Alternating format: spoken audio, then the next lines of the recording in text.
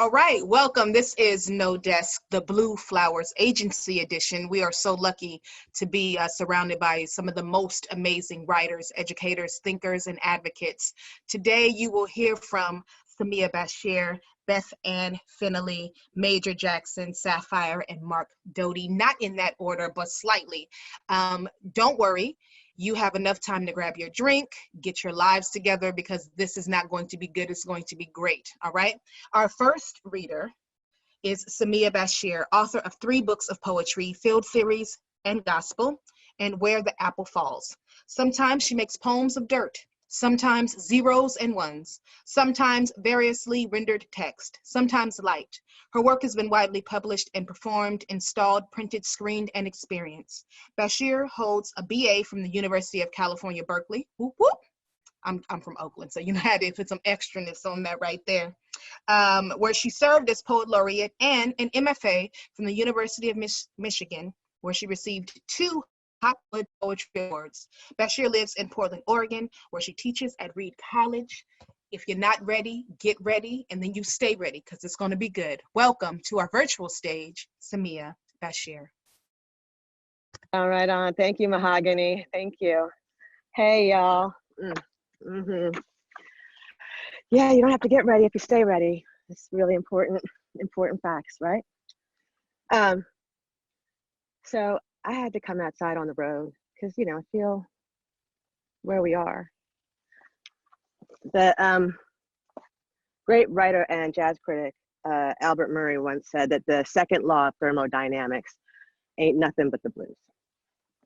And I think that there's something about that inevitability of our kind of entropic moment, which, I don't know, thinking through a lot. I'm going to start with a poem called Synchronous Rotation. After Dizzy rolled Bags Jackson and his vibes out of Detroit, Bags wrote his love songs in the minor keys. Said the minor registers the heart, the magnet of us. Iron filings thrown up the greedy gullet of space before one turn humbles, another slow as hours plucked through catgut blue. Please, the old song goes, send me someone to love. Me? Who am I kidding? Every day I meet some minor love or two. Hey, you. Let's toss our tarantellas across the tracks. Hey, you. Let's toss our tarantellas across the tracks. Let's reveal one another, bit by puckered bit. Let's emit this fit of heat before we burn, or let's burn.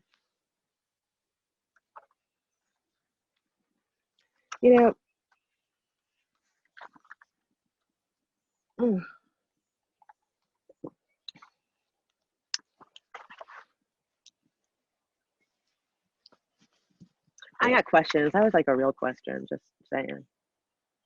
Another question, right? So this poem is called Second Law. 2 out of 3. Who was warned about these things? The never hush, the maddening chafe sliding down a reddened bridge, print disappearing. Who was told how to brook it? The houndstooth stench of olding, that time just runs itself out, that we Sisyphus ourselves to glasses, hobble wreckage down stair after bricky stair, that once we leave home, it's gaseous oven. Once we walk the same slow steps as our hide and seek son, that once we face our anti-lovers, anti-gays, bright, open, later, now, eyes smoldered, coats swept open to flash our own hot bellies, our own scarred bellies, our own hot hands ablaze with spent matches, with burnt out love. Remember love? how it loosed its jaw to our kisses, how it unhinged us, how it tried us like so many keys, like so many rusted blocks, how it missed its target despite its kicking, how maybe its force could kill us. Without it, what's left day after day to trundle our legs? What's left to push breath ragged and torn from our lungs? Who was warned how these solar winds would leave us, brown and bruised as apples, overripe host and blousy seed disappearing. Were you? Me too.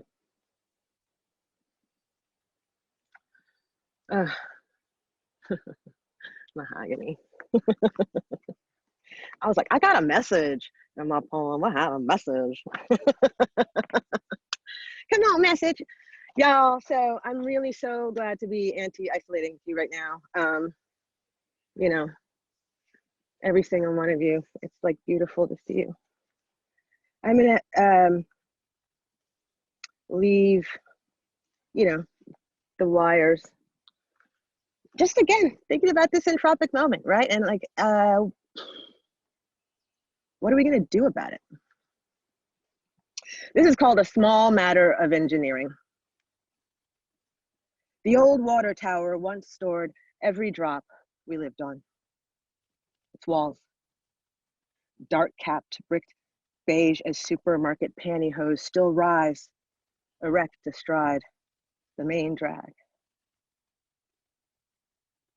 Where our road splits between opposing camps, on this side, everything gone as long as anyone remembers, and winter still cold as it's ever been. On the other side, listen. You've always had the broadest swath of the river, friend. Thing is, we're still here. Whatever else you got left, well, let us stay parched. Go ahead. I dare you.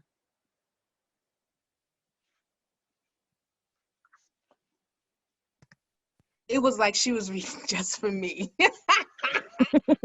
What a way to read that poem. Oh. That's why I kept on texting. I was like, she's talking to me.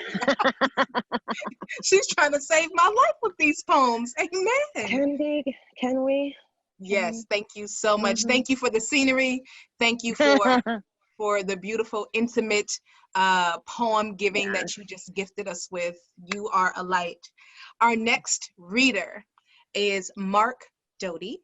And I mean, the name precedes itself, right? The work precedes itself, legend in his own right. Author of 9 books of poetry, including Deep Lane, Fire to Fire, New and Selected Poems, which won the 2008 National Book Award, and My Alexandria, winner of the Los Angeles Times Book Prize, the National Book Critics Circle Award, and the T.S. Eliot Prize in the UK. He's also the author of 4 memoirs, the New York Times bestselling What is the Grass?, Dog Years, Firebird, and Heaven's Coast, as well as books about craft and criticism, including The Art of Description, World into Word.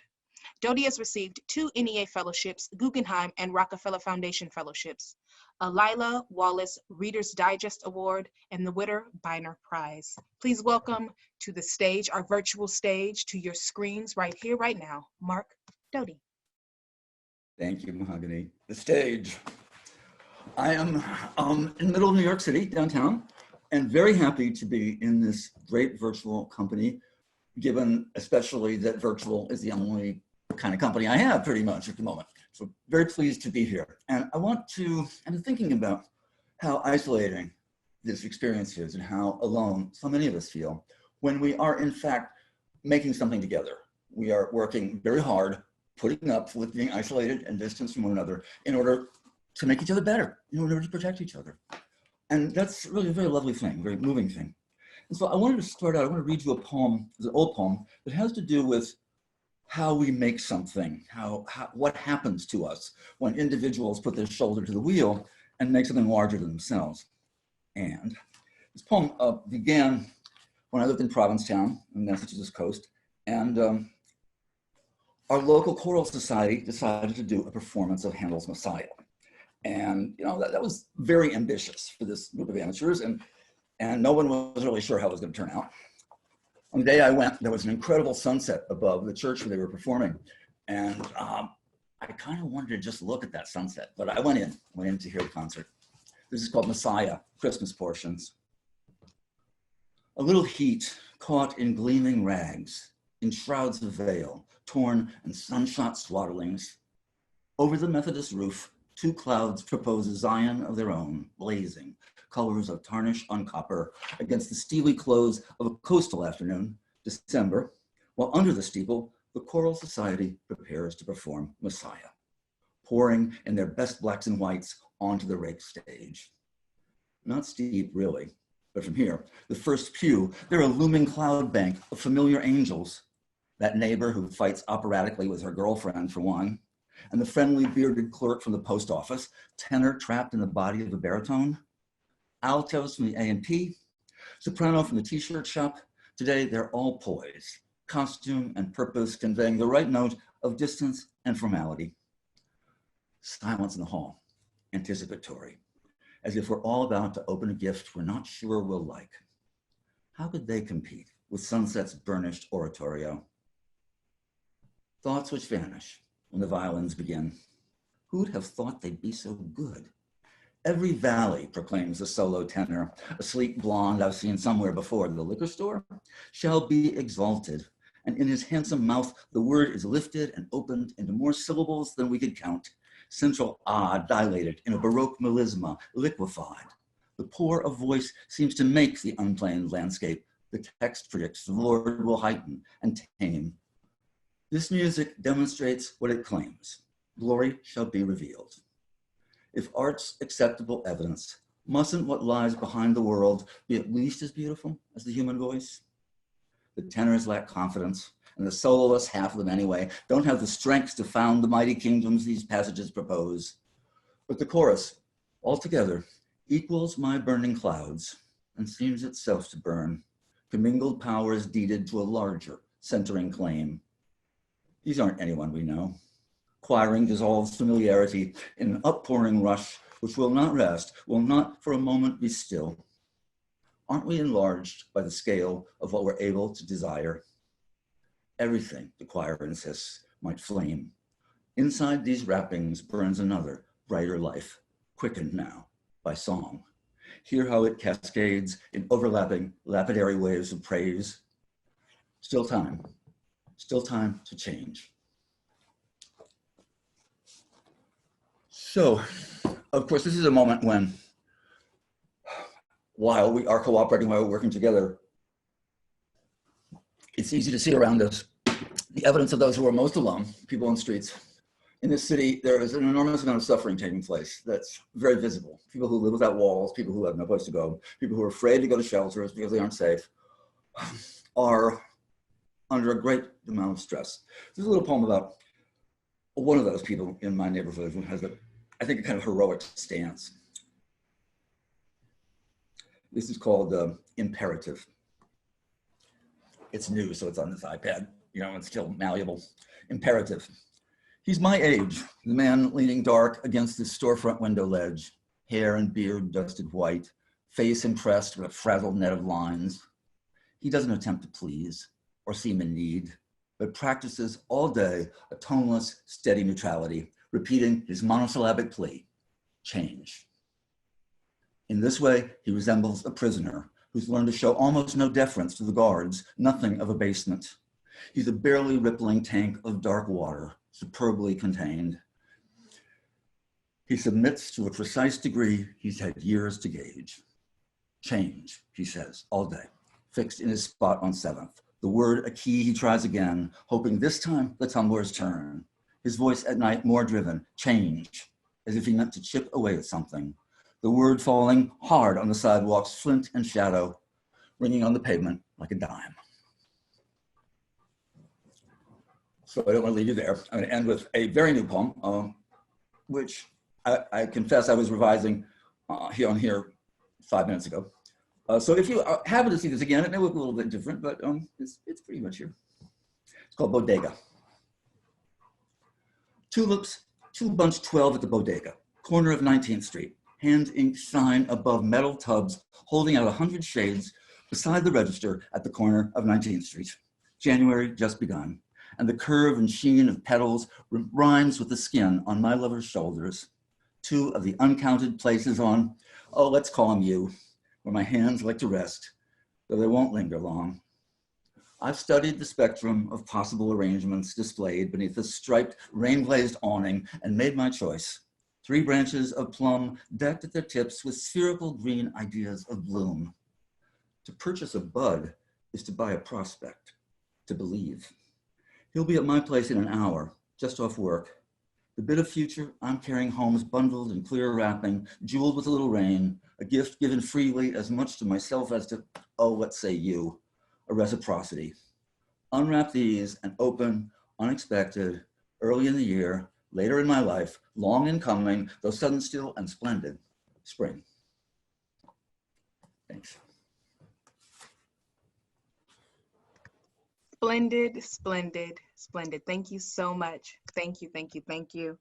Our next reader, I'm trying not to get caught up in all the glowing reviews that I have because I keep, stealing my heart over here. I'm pulling out my church fan. These poets, they bringing it out of me. I mean, listen, we should be so lucky that they exist in this day and time. These words are not only balm, but they're the blueprint to a liberation. So make sure you get them, look them up, pre-order them, go to your independent bookstore, please. They are doing drop-offs, pickups at the drive, like the curbside pickup in Brooklyn. They're also sending them to you. Just make sure we keep our national treasures safe, yeah? And the art is very much that. Our next reader, Beth Ann Fennelly, has published 3 poetry books, Open House, Tenderhooks, and Unmentionables, all with W.W. Norton. She is also the author of 3 books of prose, Heating and Cooling, 52 micro-memoirs, Great with Child, Letters to a Young Mother, a collection of essays, and The Tilted World, a novel co-authored with her husband, Tom Franklin. Beth Ann's poetry has been in over 50 anthologies, including Best American Poetry, the Book of Irish American Poetry from the 18th Century to the Present, Poets of the New Century, and the Penguin Book of the Sonnet. She teaches in the MFA program at the University of Mississippi, where she was named Outstanding Teacher of the Year. Please welcome to the stage, Beth Ann Fennelly. Virtual stage to your screen, you know what I mean. Give it up, clap now, just do it. You'll feel better. Thank you so much. And thank you to Mahogany. You were just talking about national treasures. And I think you are one with all the work you have done, community building and bringing us here. Very grateful to Blue Flower Arts and our friends there that take care of us so well and shepherd us around. Happy to be among this group of writers and happy to be part of a community gathering to talk about the role of poetry in books in our lives. I've never leaned on books more, I think, than I have in this period, and I know a lot of you feel the same way. I've been thinking a lot about a James Baldwin quote. He said, "You think your pain and your heartbreak are unprecedented in the history of the world, and then you read." Books have given me a lot of solace right now. They've made me feel less lonely in a time when I think we're all feeling lonely. So happy to be here with you tonight. I'm going to read 2 pieces. The first one is short, and it's from my book, Heating and Cooling, 52 Micro-Memoirs. Micro-memoirs are a hybrid that tries to borrow the compression of poetry and the arc of fiction, but tells the truth. So these are true stories. The Visitation. I remember being in the car on the way to my sister's surprise funeral.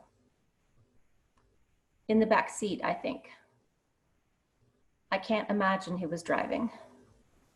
At a stop sign, my head swiveled to a flicker in the roadside greenery.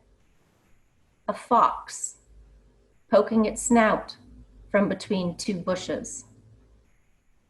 I thought, or chose to think, that is my sister That is my sister come back in animal form to tell me it's okay.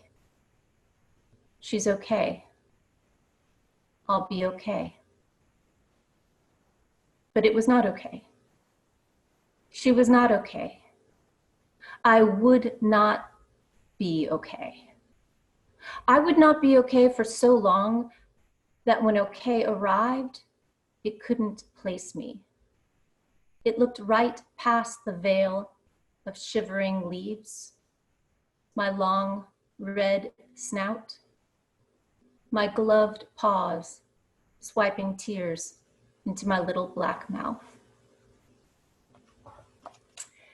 And I'll read one more piece, and this is a little bit lighter, perhaps even a little salacious, but I figure reading with this group, y'all can handle it. So just for fun, here's Ode to Butter. Like everything delicious, I was warned against it. Those mornings, I'd descend the stairs in my plaid Catholic school uniform skirt, find my parents eating behind newspapers coned in separate silences.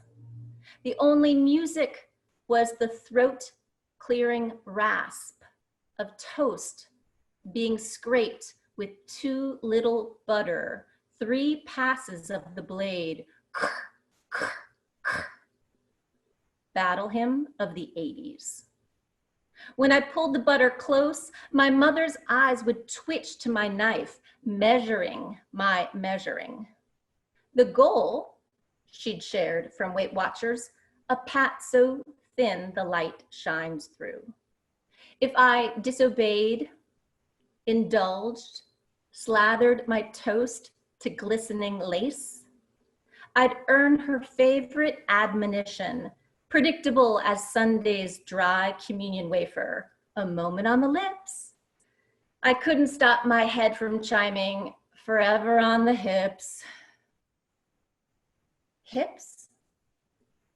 Those were my other dangerous excess. I was growing them in secret beneath my skirt. And when I walked the dog after breakfast and a truck whooshed past from behind, the trucker's eyes sizzling mine in the rear view, I knew my secret wouldn't stay a secret long. They were paired up top by a swelling, flesh rising like cream to fill, then overfill the frothy training bra. Everything softening on the shelf, milk made. Meanwhile, at breakfast, sitting on my secret, I'd concede, scrape, lay down my weapon, dried toast sticking in my craw. I'd think of the girl from school, 17 to my 14, who crawled out the window of first period bio to meet her boyfriend from the Navy base. She'd collar his peak coat, draw his mouth to her white neck, or so I kept imagining.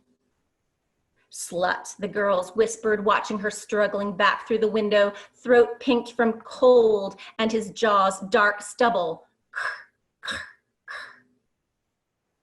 Only 4th period, and already I was hungry for lunch or something. Thank you, Republican parents. Thank you, Catholic education. Thank you, Reaganomics. Words I never knew I'd write. But I hereby acknowledge repression's inadvertent gifts. Folks who came of age in liberal families, permissive cities, the free love 60s. How far must they go to rebel? Yet how close at hand rebellion is for me. Merely making love to my married husband, I'm a filthy whore. Merely sitting down to breakfast and raising the butter knife, I'm living on the edge.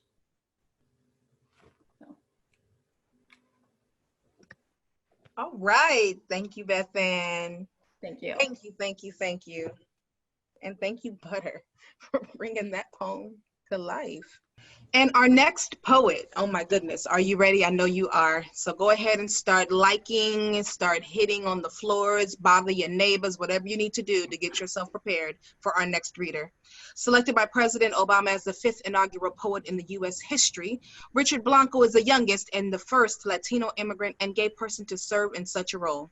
Born in Madrid to Cuban exile parents and raised in Miami, the negotiation of cultural identity characterizes his 4 collections of poetry: How to Love a Country, City of 100 Fires, which received the Agnes Starrett Poetry Prize from the University of Pittsburgh Press; Directions to the Beach of the Dead, recipient of the Beyond Margins Award from the PEN American Center; and Looking for the Gulf Motel, recipient of the Patterson Poetry Prize and the Tom Gunn Award.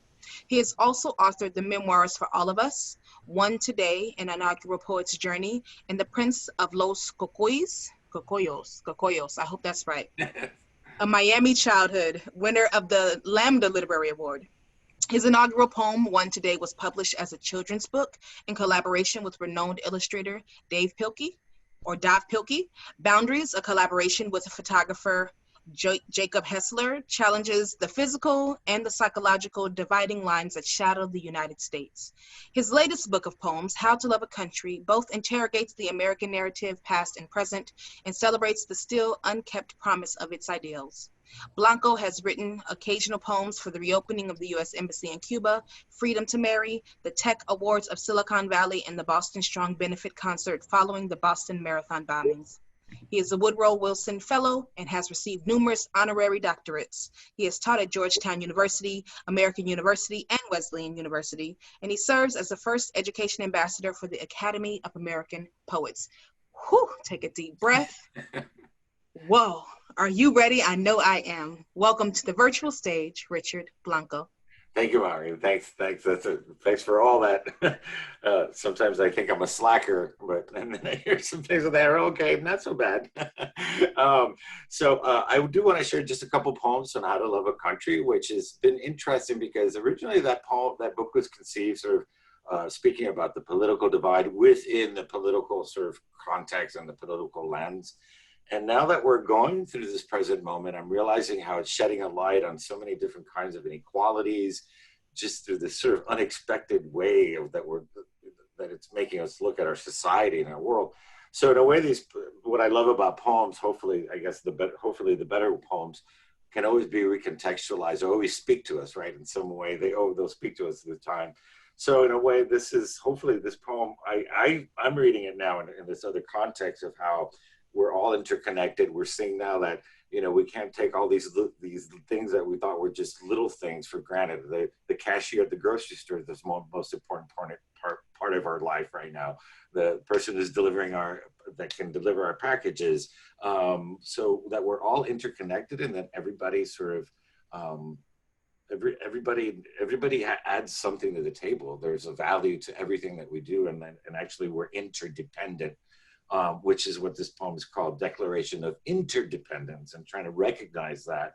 It has lines from the Declaration of Independence, which is in Buddhist sort of thinking, or, there's dependence, independence, and then interdependence. That's the ultimate sort of reality that, or place that we should be when we're thinking about ourselves as a whole. And it also is inspired by a saying from the Zulu people, in which the greeting in the morning is, or when we greet each other, we don't say like, good morning, like we all do, like, good morning, but we look straight into one another's eyes and say, I see you.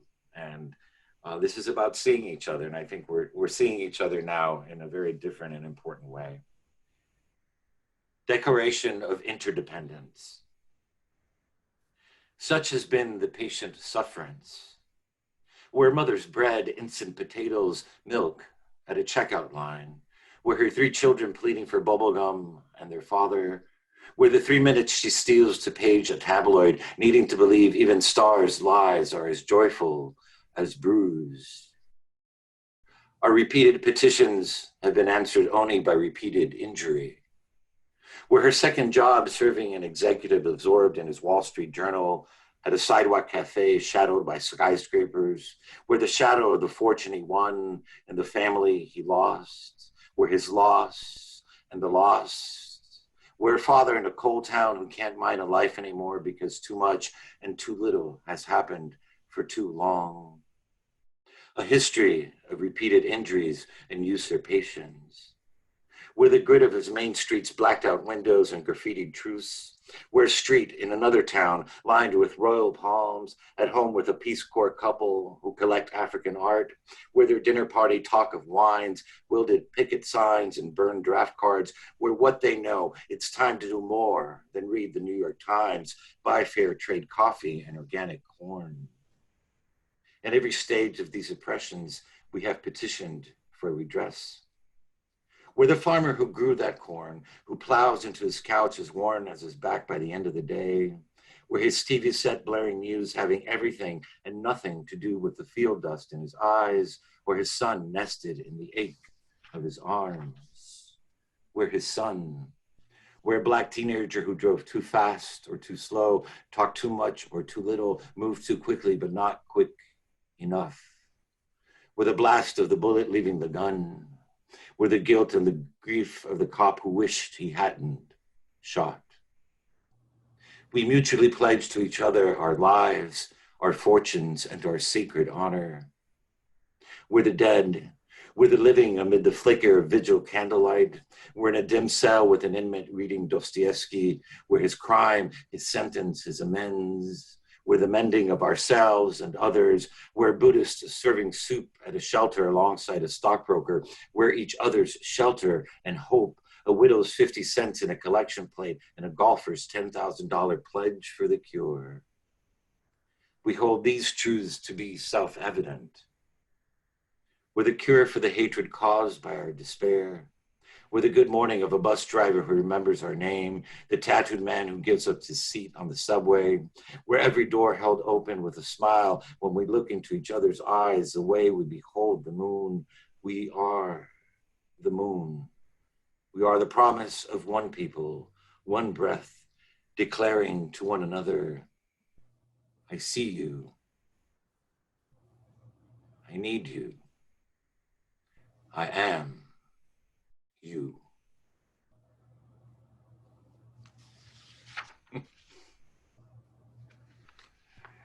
Thanks. Virtual.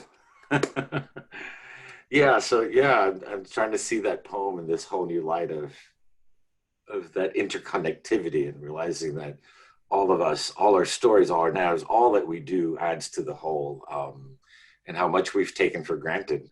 Even the most well-intentioned person, I'm learning, wow, this is really, we're all so important. Everybody, you know, together, working together is how we're going to get through some of this.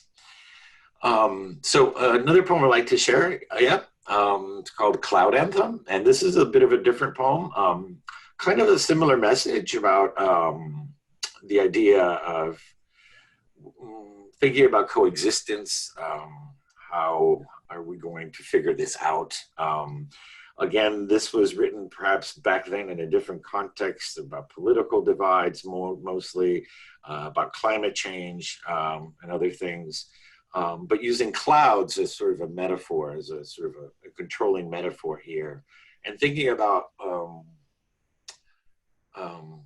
nature itself, how nature sort of has this symbiotic sort of balance in which each part is part of a larger whole. But nature's messy too. And so I wanted in this poem not to sort of give this message of let's all walk into the sunset together and hold hands and that's it and that's all there is to it. But it's messy, it's work, and it's much more dimension than we like to think, in the same ways that clouds are not just clouds. There's many different kinds of clouds. There's storms, they come together, there's thunder, there's lightning, there's all sorts of things, and yet they are all clouds sharing a sky. So it's called a Cloud Anthem. Until we are clouds that tear like bread, but mend like bones. Until we weave each other like silk sheets, shrouding mountains, or bear the gales that shear us. Until we soften our hard edges, free to become any shape we imagine, a rose or an angel crafted like paper mache by breezes, or a lion or a dragon like marble chiseled by dust. Until we scatter ourselves into pebbles of gray puffs, then band together like stringed pearls. Until we learn to listen to each other, as thunderous as opera or as soft as a showered lullaby. Until we truly treasure the sunset, lavish it in mauve, rust, and rose. Until we have the courage to vanish like sails into the horizon, or be at peace, anchored still. Until we move without any measure, as vast as continent or as petite as islands, floating in an abyss of virtual blue we all belong to. Until we dance tango with the moon and comfort the jealous stars falling. Until we care enough for the earth to bless it as morning fog. Until we realize we're as muddy as puddles, as pristine as lakes, not yet clouds. Until we remember we're born from rivers and dewdrops. Until we're at ease to dissolve as wispy showers, not always needing to clash like godly yells of thunder. Until we believe lightning isn't our right to the ground. Though we can collude into storms that ravage, we can also sprinkle ourselves like memories. Until we tame the ride of our tornadoes, settle down into a soft drizzle, into a daydream. Though we may curse with hail, we can absolve with snowflakes. We can die, valiant as rainbows, and hold light like blood in our lucid bodies. We can decide to move boundlessly without creed or desire until we are clouds, meshed within clouds, sharing a kingdom with no king, a city with no walls, a country with no name, a nation without border or claim, until we abide as one, together in a single sky. Thank you. Peace.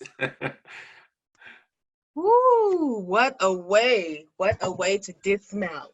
Thank you for that sky bringing. You brought it closer to us, like the moon, like all of the constellation. Thank you for that. Thank you so much. Thank you. Thank you for this opportunity. Thank you for this moment, and thanks for bringing us together in this way. It's gonna be. We need. I heard a little saying the other day that was great. When we're apart, we need more art. Right? That's right. Catchy, huh? That's right. I'm with it. Major Jackson is the author of 5 collections of poetry: The Absurd Man, Roll Deep, Holding Company, Hoops, and Leaving Saturn, which was awarded the Cave Canem Poetry Prize and was a finalist for the National Book Critics Circle Award in Poetry. His poems and essays have appeared in Agni, or AGNI, American Poetry Review, Callaloo, The New Yorker, Plowshares, Poetry, Tin House, and in Best American Poetry. He served as an editor of Best American Poetry in 2019, is the recipient of a Pushcart Prize, a Whiting Writers Award, and has been honored by the Pew Fellowship in the Arts and the Witter Bynner Foundation in conjunction with the Library of Congress. He also did this really amazing what was that poetry project where you paired up these 2 poets that we didn't know each other, we were just speaking? Was it through Tankas? We were writing Tankas Ringa. Ringa. We were writing Ringas for Obama.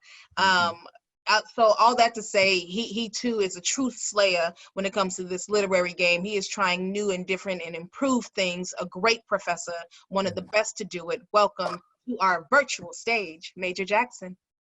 This is so much healing. And I am moved by this gathering of folks right here, chiefly because some of y'all been knowing me since I was a wee one, and others I feel like all of us have been on a journey as kinfolk. So this is really more than a delight. This amounts to a kind of spirit work that feels familiar whenever I encounter your poems, whether on the page or a stage or in life, and your essays is quite meaningful to me. Speaking of spirit work, I was thinking about so much of the videos that I'm watching, the poems and readings that I'm turning to, how they amount to this kind of collective thrust of human will and joy and imagination and tenderness that feels like a prayer. And I've been trying to write towards this particular time, and want to offer up this poem, Invocation, which is, I hope, hopefully someone hears this. Invocation. Down here, we've inherited an arcade of stars and want kindness that can stop a bomb. We want intelligence that survives mutations. No more rallies of hate. No more stone mountains, just proliferating peaks in the presence of friends like magical wands. We want the father in the park running behind a child, pedaling into her future. We want to turn a corner and stumble upon the muted concert of two women in an embrace with entangled eyes. We want to hear a faraway train whistle cast a spell on the coming night. Back in that faraway land, we were nurtured once on a dance floor, blazing in some tribal purity, probably near some bride, probably swirling in a sweaty laughter as we reach for the tips of each other's fingers, streaming their ambient light. Such were the new births of ourselves, breaching horizons like a sting. This is not the ending we imagined. We want to see each other again.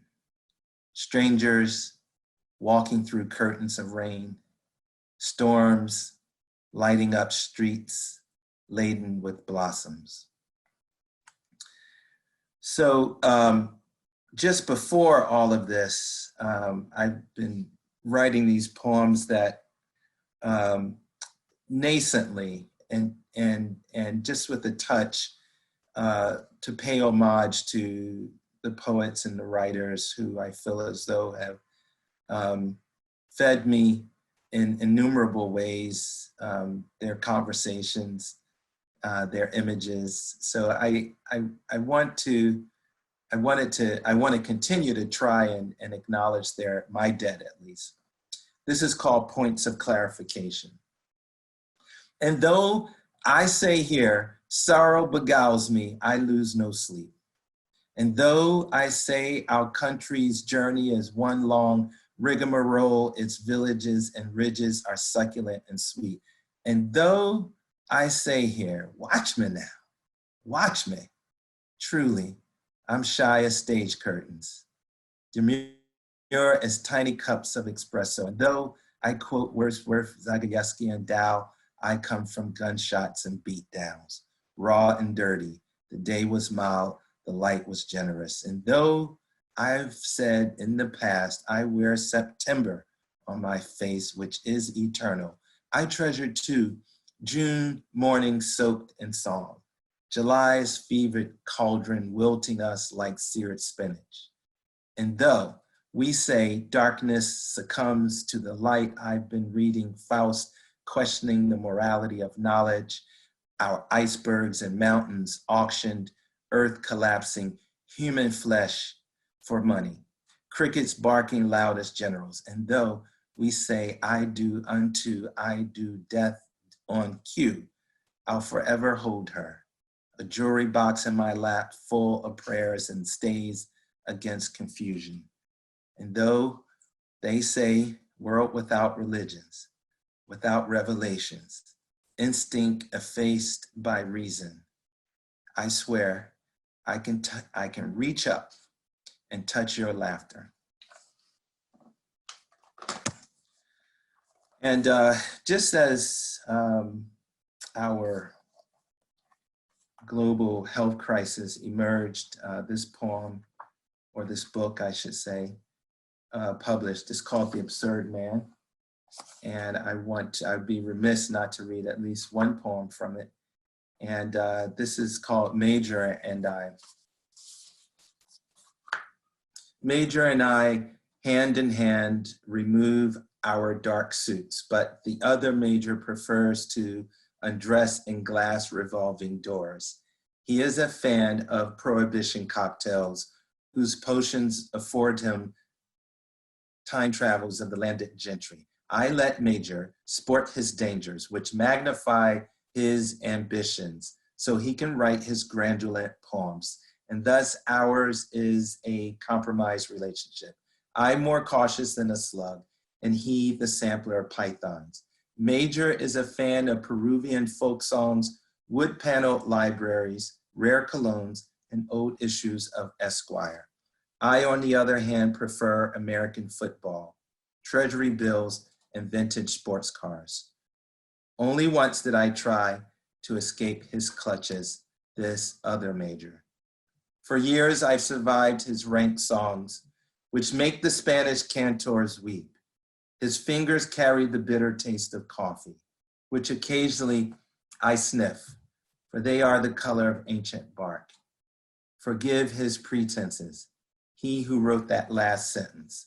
It is probably true he wrote most of this, but I am unsure, for I live just behind him, a single keystroke shy of his many thoughts. Beware his black rituals. The other Major flies in his daydreams, which means he's collecting a paradise of mirrors, where I sit studying the prose of Morrison, Toomer, and Faulkner. Latinate though he is, master of the outside, he digs the gangsta lean and is more thankful than a sunroof top. His broken strings, like his stubble, issue forth a wintry path at night for white walls. See what I mean? Major never won attendance awards, and for sure long ago he left behind cigarettes and the guarded strips of lotto tickets, but cherishes still the big hit. Admit his charms and you've a friend for life. He will send you sunflowers, true, even from his coffin, not true. And although he never learned to play the mouth harp or the violin, a radio plays like an all-night laundromat behind his eyes. And thus he lives year-round in the boot camp of self-redemption. For this, the other Major needs lots of sky. You are that sky. Thank you. It's such a pleasure to be here with you. You better leave us with that dismount. You are that sky. What?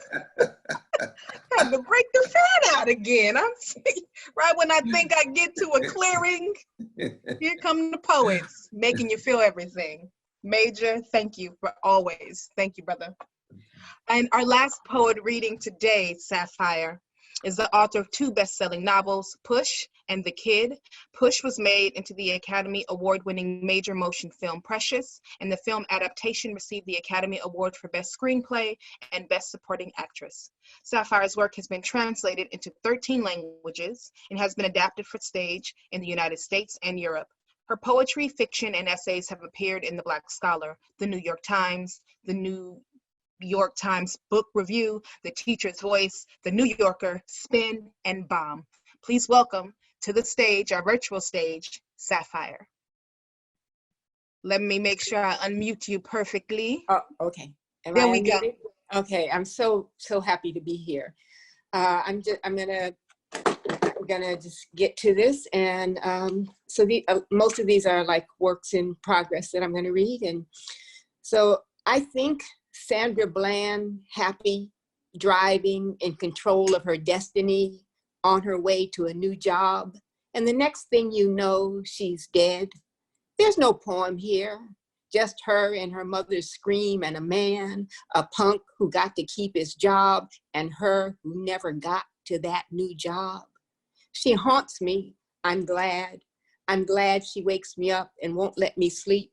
There were no drugs, crazy boyfriends, jihad, just as far as I could see, an educated young millennial, as they call themselves, confident and poised like I never was, with her shit together, aced the interview, and probably posted it, her win, on all her little social media accounts. And now she's gone, suicided, no one responsible for nothing, just more of that old Black girl magic. Okay, this is